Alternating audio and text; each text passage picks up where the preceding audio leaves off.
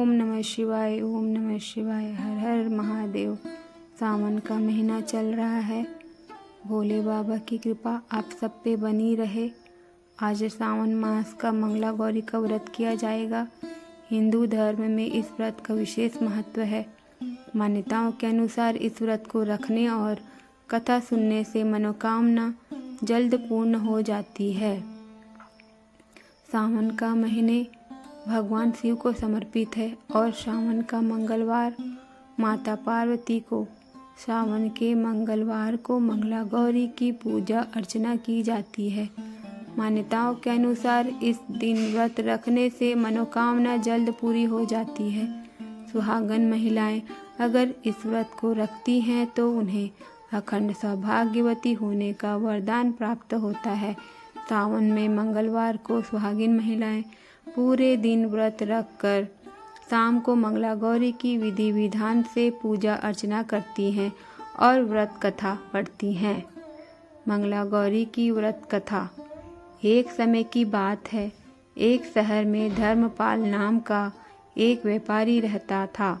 उसकी पत्नी बहुत खूबसूरत थी और उसके पास काफ़ी संपत्ति थी, लेकिन उनके कोई संतान नहीं होने के कारण वे काफ़ी दुखी रहा करते थे। भगवान की कृपा से उन्हें एक पुत्र की प्राप्ति हुई, लेकिन वह अल्पायु था। उनके पुत्र को श्राप मिला था कि 16 वर्ष की आयु में सांप के काटने से उसकी मौत हो जाएगी। संयोग से उसकी शादी 16 वर्ष से पहले ही एक युवती से हुई, जिसकी माता मंगला गौरी व्रत किया करती थी।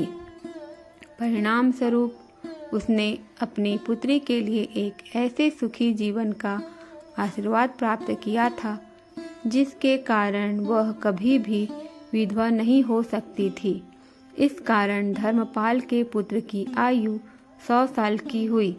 सभी नवविवाहित महिलाएं इस पूजा को करती हैं और मंगला गौरी व्रत का पालन करती हैं और अपने लिए लंबे सुखी और स्थायी वैवाहिक जीवन की कामना करती हैं। उनकी मनोकामना पूरी होती है।